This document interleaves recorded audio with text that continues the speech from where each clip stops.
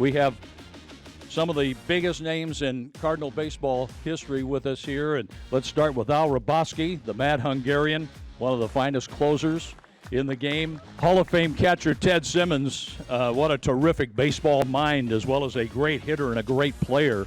And then number one, Ozzie Smith, the greatest shortstop who ever lived, by far.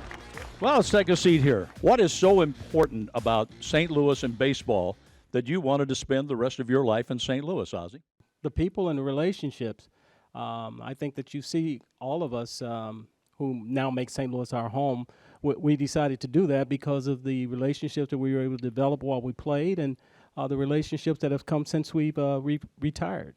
You know, Mary and I came however many years ago from the Detroit area to St. Louis, and when we got there, realized that this community was wrapped around a baseball team unlike either one of us had really ever seen.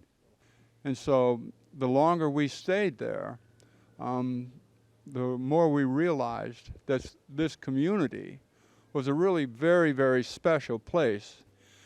We touched people all over the Midwest and throughout an 8-state contiguous region where, you know, Des Moines, Nashville, Evansville, Indianapolis, Memphis, Little Rock, all of these cities found their way to St. Louis on the weekends, summer after summer after summer. I married a St. Louis girl, and she told me that you'll never fully be accepted in St. Louis until you marry a St. Louis girl, and there's a lot of truth to that.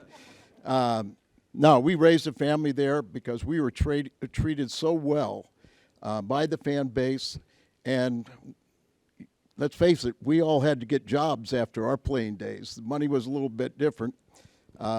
Teddy came up when the minimum salary was $7,500. I came up when it was $12,000. Ozzie came up when it was $3 million.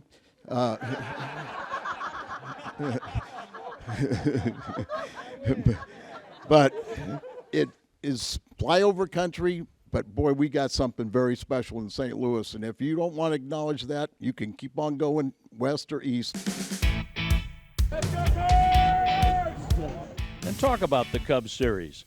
It doesn't matter who's anywhere in the standings, first, last, middle, it doesn't matter. The Cardinals and Cubs play like it's the World Series. Would you agree, Ozzie?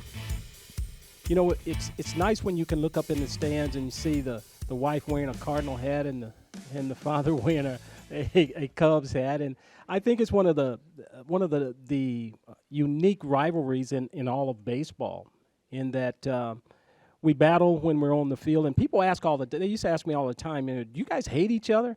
No, it was the competition, and as you said, it doesn't matter where we are in the standings. You know, you're always looking for the ability or the reputation to be able to say that, you know, we beat the Cubs, and we did beat them a lot. I loved going to Wrigley Field because the Cub fans always educated me. I never knew my mother could do some of the things that they told me. So it was always fun. But the Cardinals and Cubs is just neighbors, family members. It's just the best rivalry because it's the safest. And I think you'll be surprised at the representation of the Cardinal fans, how they've traveled here to London. How many people did you have to talk to in the airport? And Ozzie's the most gracious guy. Teddy was my catcher. You know, we just had fun playing, but you know, we didn't like the opposition. You know, we had a job to do, and that was to win, and it was just fun playing. Got a question, if I may? Yes. You know, baseball's changed some, gentlemen, since your playing days. Interested in your take on what y'all think of the modern game. Very good question. Well, here we go.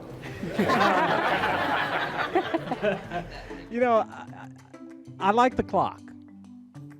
I think that that has always been one of the complaints, that the game is too slow. For the shift, don't like it.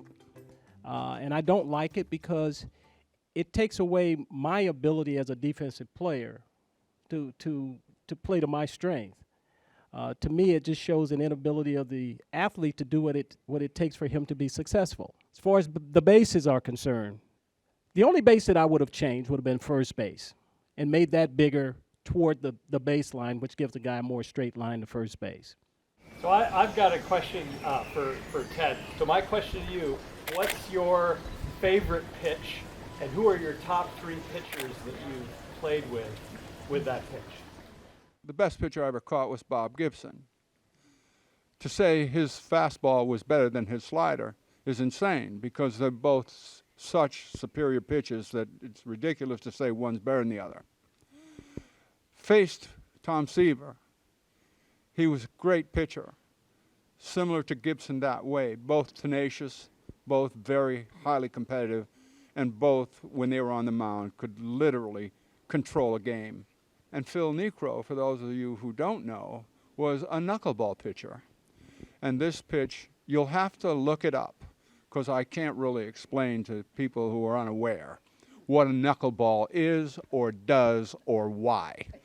But I will say it's the most difficult pitch to throw. It's the most difficult pitch to catch. It's the most difficult pitch to hit. Shortest version I got, man. Bob Uecker had the best way to catch a knuckleball. When it stops rolling, pick it up.